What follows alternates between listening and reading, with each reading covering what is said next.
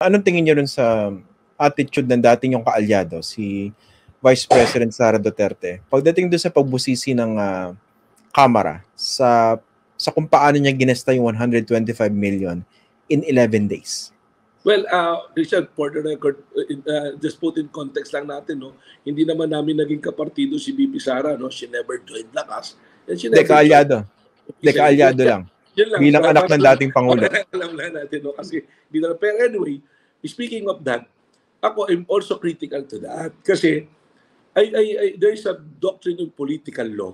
Sabi sa political law, the power of Congress is plenary in nature. When you say plenary, the lawmakers can ask anything and everything under the sun. And the duty of a resource person attending a hearing or an inquiry in the halls of Congress is to provide answers sa lahat ng questions na itinatanong dito. And to me, yung tinatanong na question, hindi mo pwedeng sabihin hindi related. Because the House of Representatives is looking into your spending habits. We are talking about fiscal accountability and transparency. Pondo ng taong bayan yan eh. Yung gagamitin natin. So, dapat lang magtanong. Hindi mo pwedeng hindi pwedeng selective ka na ito sasagutin ko, ito ayoko sagutin. So, tapos, it's really baffles me and unbelievable na within 11 days, mauubos mo. Kaya dapat lang naman humingi ng paliwanag. Kung halimbawa, anak natin, binigyan natin ng baon. Napakalaki ng baon na binigay natin. Pang isang buwan, inubos mo ng 3 araw. Siyempre, hihingi ka naman ng paliwanag. And dapat lang siguro, ipaliwanag. Kung wala ka namang itinatago at pwede mo naman sagutin, bakit naman tatakasan mo yung pagsagot sa isang maayos na katanungan naman ng mga nagtatanong na may karapatang magtanong sa iyo. Yan. Pero kasi ang konteksto niya yata, handang-handa na yung mga kongresista para i-ambush siya. And di ba afterwards, sinabi niya, they're basically trying to build a case or make a case for her impeachment. So meron siyang ganung pagtingin. Lawyer tayo, lawyer kami, Christian eh. Hindi naman pwedeng maging krimen yung state of mind eh. Sinong magte-testify against a state of mind? Dahil itong taon to, iniisipan ako masama. That is a state of mind. So ngayon, tingnan mo yung pagtatanong. Pag tinatanong ka na masama na ito, that is probably the time na i-raise mo yung issue mo. Hindi naman yung magtatanong pa lang, hindi ka pwede magtanong sa akin. And you have to remember, there is interbranch respect. Hindi naman pwede ikaw you demand respect tapos hindi mo i-respeto yung hinihinga mo ng respeto. Ang binabanggit niya na argument ng mga kaalyado niya sa Kamara ay dapat daw i-respeto yung tradition, which pertain to how the House traditionally, basically almost a free pass, no? When it came to the budget proposal of the OVP at saka ng Office of the President. Ano po bang tingin niyo? Well, Christian, may take on that tradition. Number one, tradition, sila lang nag-establish niyan eh. But there are a set of laws and rules. In the hierarchy of importance, mas nauna yung laws eh. Nag-apply lang yung tradition kung wala yung law. Pangalawa, yung tradition is just a form of respect that is being extended to you. It's a privilege. When it's privilege, it can be taken back. Kaya sabi ko dapat may mutual respect pati. Kaya tingin ko, hindi naman pwede mong i-argue yung tradition.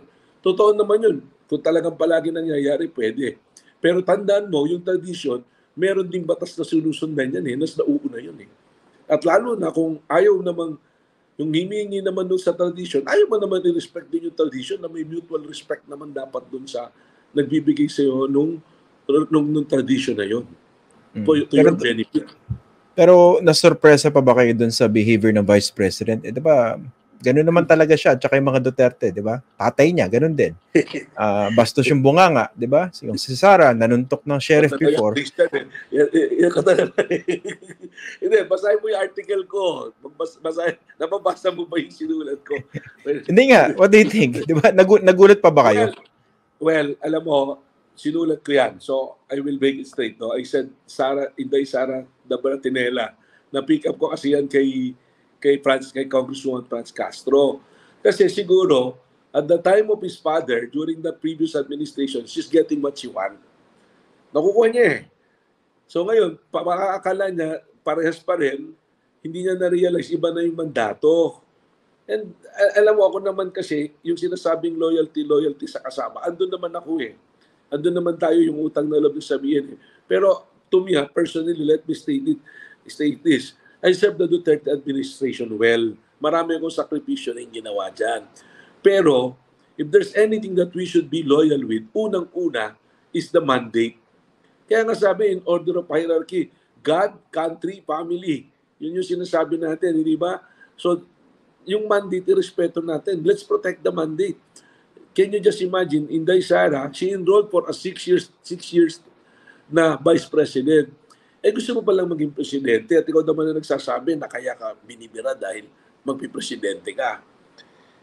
That is our problem. We don't have political stability. Katatapos pa lang natin ng eleksyon, pinag-iisipan na, eleksyon na ulit kaagad. Hindi ba? So, going back doon sa sinasabi mo, that behavior, hindi talaga maganda na isipin mo, pag hindi mo makuha yung gusto mo, you will resort to name calling or you will accuse people na ganito, na ganyan. And those are all state of mind na hindi mo pwedeng mapatunayan. If it's not coupled with an overt act or an action. Until talaga magsabi sila, no? Impeach ka namin, tapos wala namang basis. Yun, pwedeng sabihin political harassment. Okay. Ako, you will ask me now, Christian, tingin mo ba, dahil doon sa hindi niya pag-attend, dapat impeach siya? I will say no.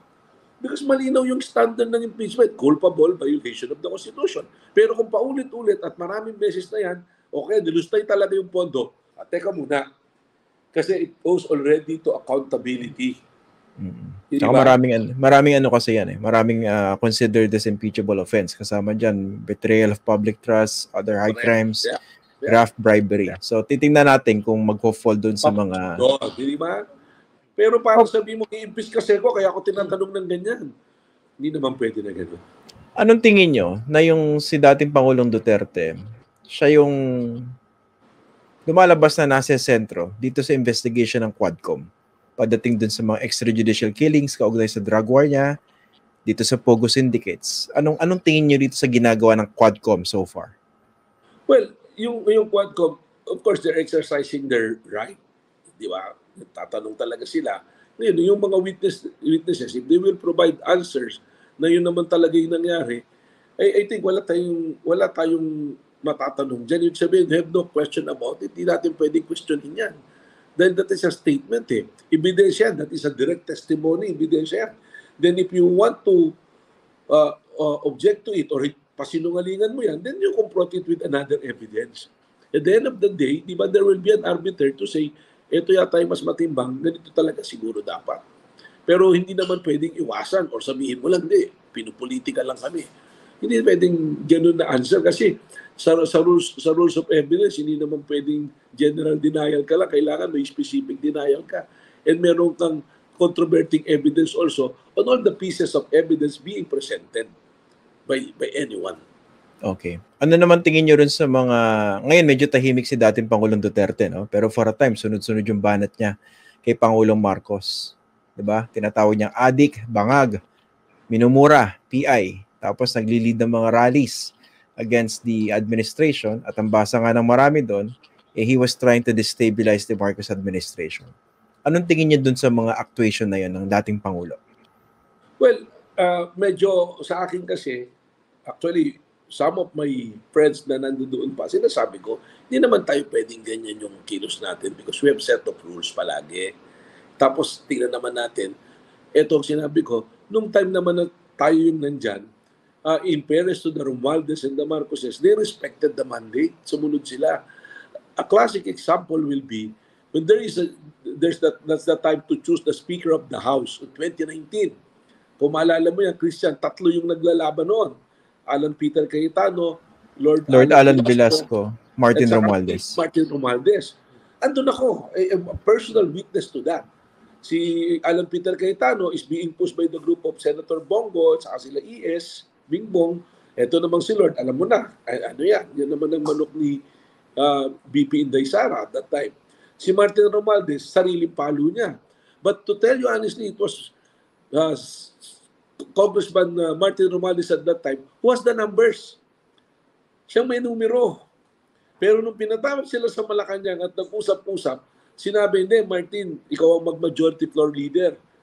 Alan Peter, Lord Alan, mag-usap kayo. Magellan, 1521. O, 15 yung mauuna, 21 yung sa pangalawang term. Oo. Si Alam Martin natin. Romualdez was a soldier in saying, yes po, okay po ako. But he has the numbers at that time. So, ibig sabihin, nire-recognize nila sino yung may mandato nung time na yun, irespeto natin.